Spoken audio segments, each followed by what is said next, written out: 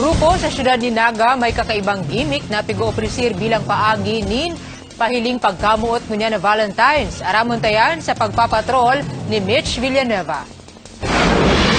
Todo tune-up kan gitara asin trompeta ang two-man band na ini. Mantangan sa indang kaibanan naman, tutok sa pag-set up kan mga rose petal, round pati heart-shaped balloons. Igwa pang pigpapalaadan scented candles. Dangan, final check kan bouquet of flowers asin pighandang rose red cake na ini. Aban-aban, nagpuunaan pagtugtog asin pagkanta ni love song kan vocalist. Dangan naglaog na sa kwarto, ang dagos na sorpresang si Maylin na inabangan kan esposong si Joshua.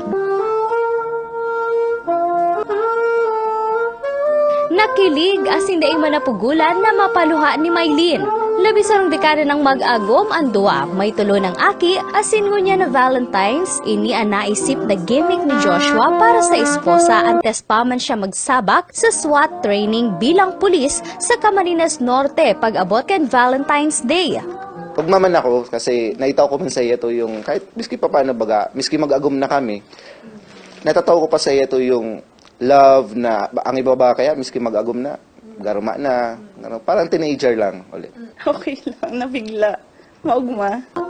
Saro ini sa electronic o ihara na package. Bagong patok na Valentine's gimmick kunya na taon na pig-o-opresir online kan grupo ni Blessed Balyabar. Maski po ba man akong singer talaga. So pag-post mo po, dakulo nang nag-inquire. Tapos araal daw may booking kami. 2017 ka nagpoon ang Valentine's offering na inin the Blessed na puminuon ang paglakop kan mag-post sa social media ang saro sa mga enot na kontentong kliyente ninda. Urog na suki daan ninda ang overseas Filipino workers na maabot makonsuelohan ang nawalat nindang paryente. Maapod sa muya, tapos sasabihin na mapahara na po. Sasabihin lang po sa exact topic, papasketch niyo po siya kung ano ang araw ninda para di kayo magparahanap. So para po mapaugmang agom ninda, like seaman po.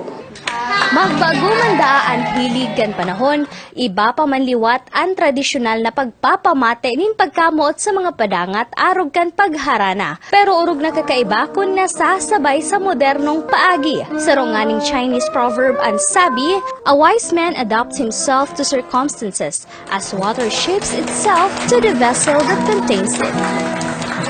Mitch Villanueva, ABS-CBN News.